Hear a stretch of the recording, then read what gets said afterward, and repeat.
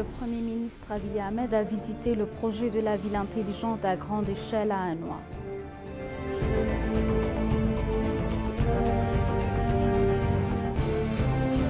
Une délégation éthiopienne de haut niveau a participé à la conférence qui s'est tenue à Londres concernant le Soudan.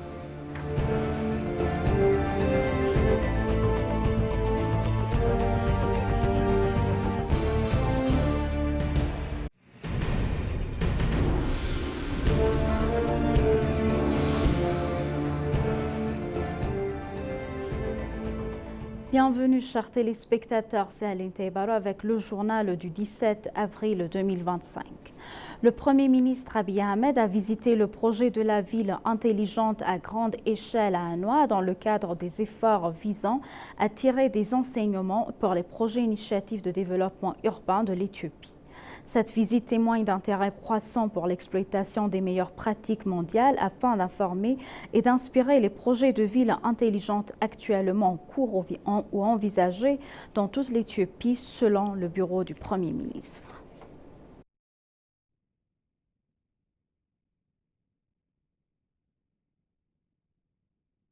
Le 4e sommet du partenariat pour la croissance verte et l'objectif mondiaux à l'horizon 2030, dont le thème est transition verte, durable et centrée sur l'homme, s'est officiellement ouvert hier à Hanoï.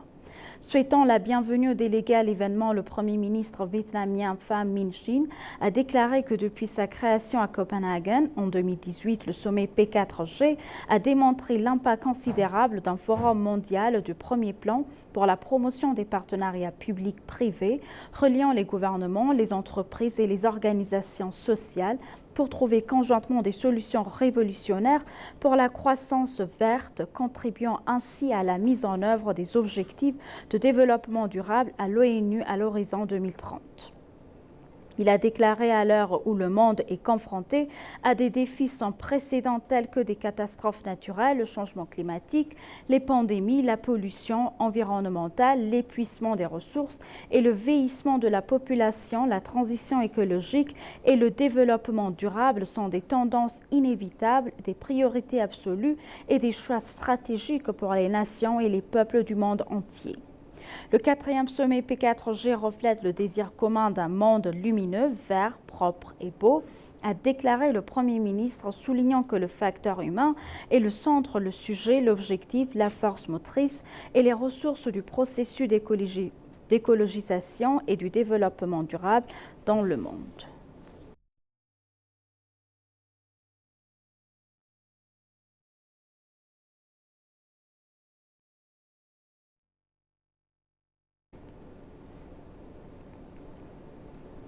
Une délégation éthiopienne de haut niveau conduite par l'ambassadeur Redouane Hussein, directeur général des services nationaux de renseignement et de sécurité et comprenant le ministre d'État aux Affaires étrangères, l'ambassadeur Adara Barra, participe à la conférence qui s'est tenue à Londres concernant le Soudan.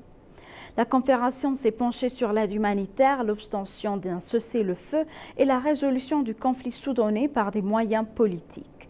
La délégation éthiopienne a souligné l'importance cruciale d'un processus de paix dirigé et pris en charge par le Soudan, plaidant en faveur d'un règlement global et inclusif. L'Éthiopie a en outre exhorté la communauté internationale à accroître son soutien au Soudan et aux pays voisins qui accueillent des réfugiés en soulignant l'importance d'une consultation étroite avec les parties soudanaises pour garantir une distribution efficace de l'aide. Elle a également appelé à une mobilisation continue des ressources pour faire face à la crise humanitaire. La délégation a souligné la nécessité d'une transition politique menée par les acteurs soudanais et facilitée par l'organisation régionale avec le soutien des partenaires. La conférence organisée conjointement par le Royaume-Uni, l'Union européenne, la France, l'Allemagne et l'Union africaine a rassemblé des représentants de 14 pays et d'organisations internationales dans les Nations Unies.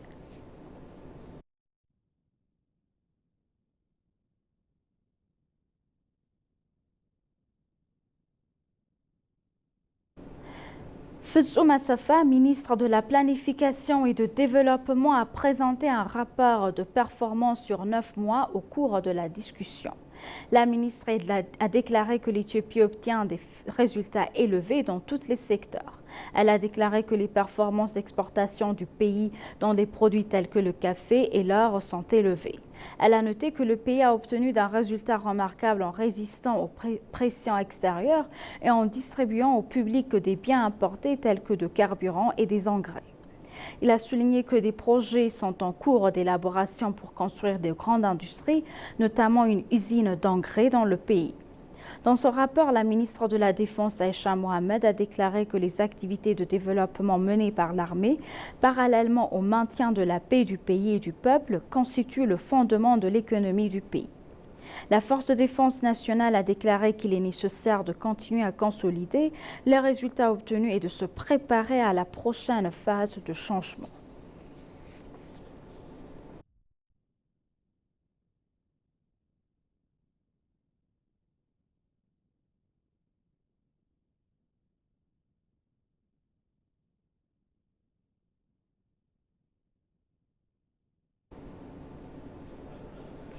L'ambassadeur d'Éthiopie en Afrique du Sud, Dalil Kader, s'est entretenu avec le président de la Chambre de commerce et d'industrie sud-africaine, Mitu Kulu.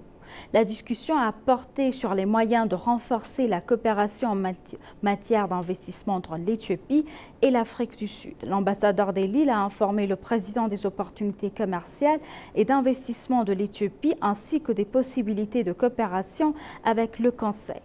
Le président de la Chambre de commerce et d'industrie sud-africaine, Mitu Kulu, a déclaré qu'il existe des opportunités favorables pour renforcer les relations commerciales et d'investissement entre les deux pays. Le Conseil a exprimé son engagement à renforcer la coopération entre les pays. Au cours de la discussion, les parties sont parvenues à un accord pour travailler ensemble dans le cadre du Conseil d'affaires BRICS+. Ils ont également convenu de créer un cadre pour des discussions interentreprises régulières entre les chambres de commerce éthiopiennes et sud-africaines.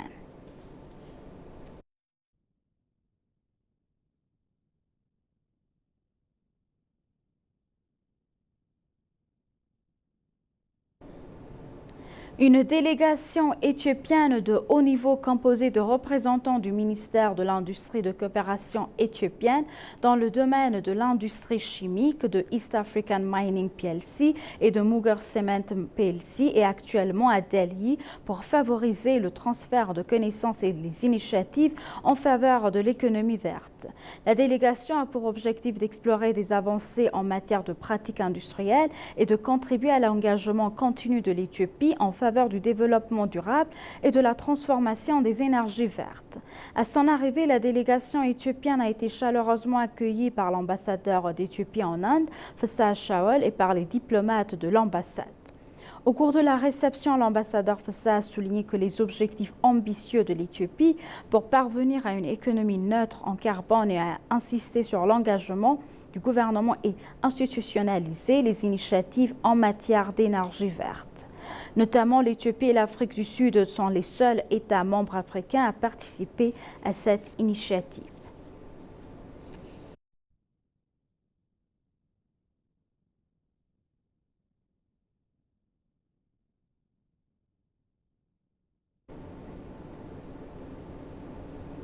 Le ministre d'État des Affaires étrangères, l'ambassadeur Brahanu Tsagaye, s'est entretenu avec le ministre djiboutien de l'Infrastructure et de l'Équipement Hassan Hamoud Ibrahim. Au cours de leur discussion, ils ont discuté de l'avancement des travaux et de la prochaine phase du projet Ritier Dikil Galafi qui a été lancé pour relier les deux pays grâce au développement des infrastructures. En outre, les ministères des Affaires étrangères a indiqué qu'ils ont échangé des vues sur la possibilité d'inclure l'autorité de gestion du corridor récemment annoncée par les 4 pays de la région dans le cadre de la coopération entre l'IGAD et l'Union africaine et sur la possibilité de renforcer les liens économiques.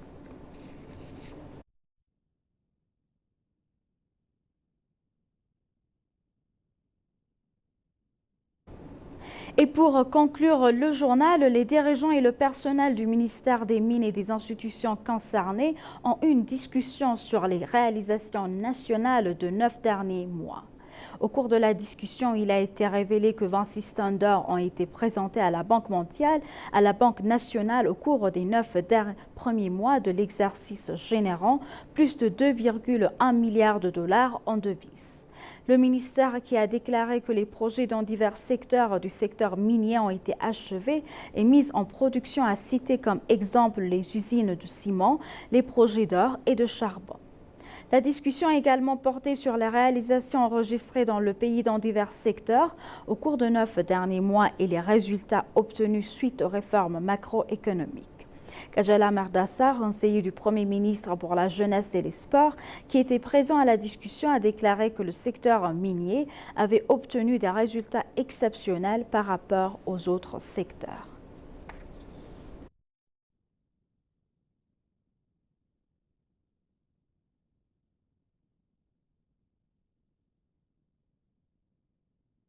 Et pour, chers téléspectateurs, nous vous rappelons les titres principaux. Le Premier ministre Abiy Ahmed a visité le projet de ville intelligente à grande échelle à Hanoï.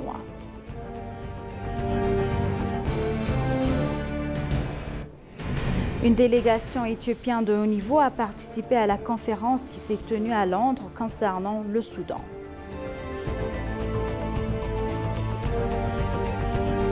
Merci chers téléspectateurs, c'était Aline Taibaro avec le journal. Restez avec nous avec le reste des programmes. Bonne journée.